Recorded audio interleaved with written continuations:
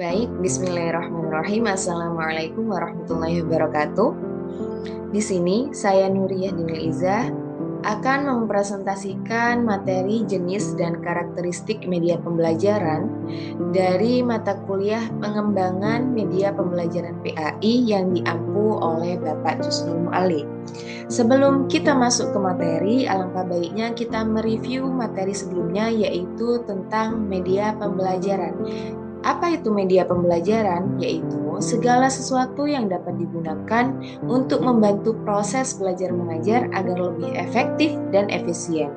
Nah, media pembelajaran ini juga berfungsi untuk menyampaikan materi, meningkatkan pemahaman, dan memotivasi siswa.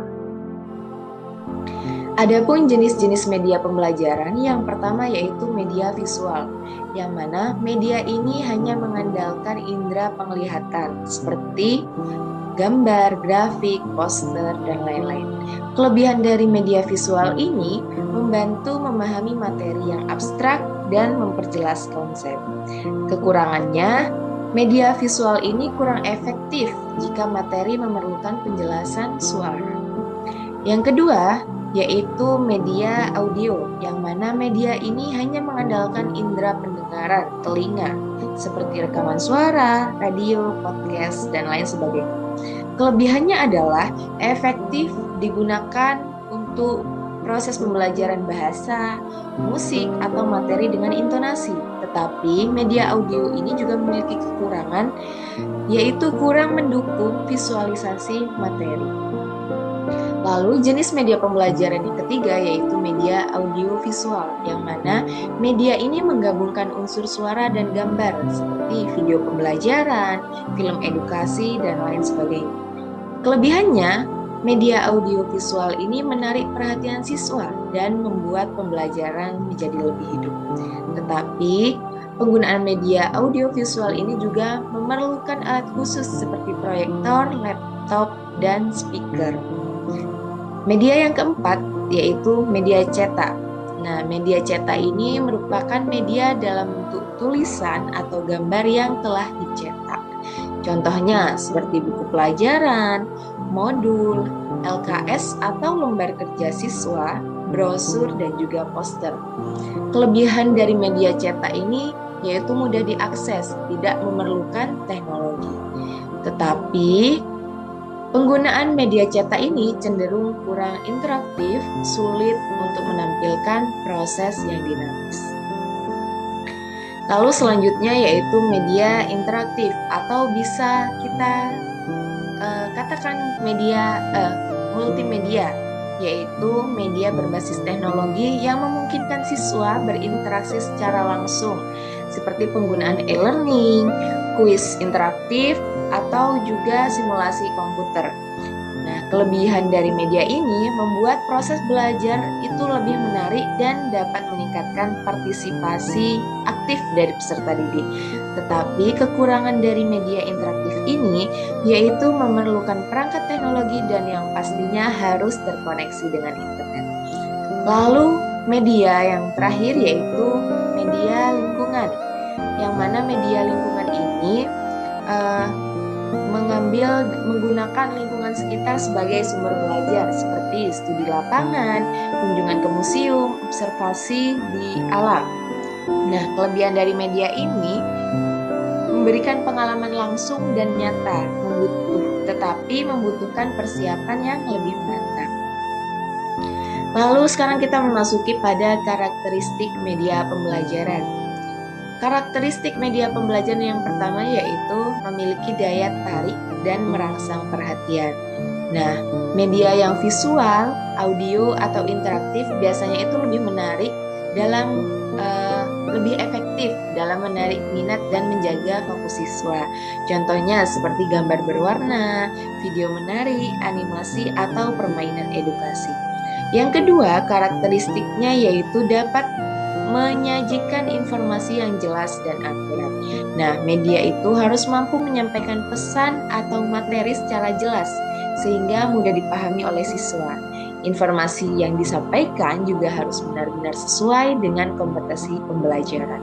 Contohnya, infografis tentang siklus air atau bisa juga dengan video proses fotosintesis. Karakteristik yang ketiga yaitu menggabungkan elemen-elemen indera.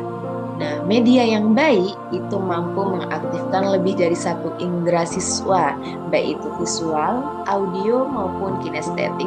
Semakin banyak indera yang terlibat, maka semakin baik pemahaman siswa terhadap materi.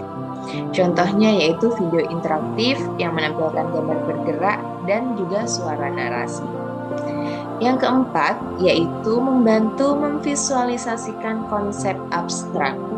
Nah, beberapa materi pembelajaran itu kan bersifat abstrak dan sulit dipahami, maka akan lebih mudah dipahami jika dapat divisualisasikan.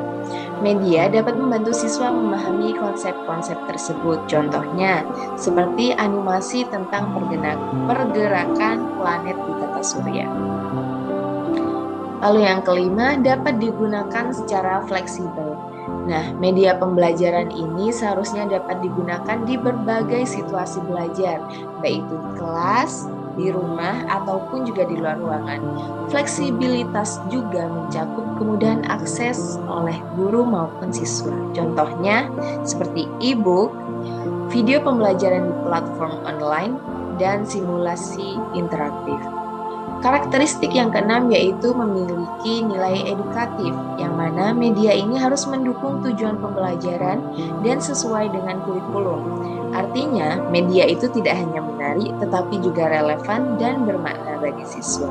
Contohnya modul pembelajaran yang sesuai dengan kurikulum pastinya, dan bukan hanya materi hiburan.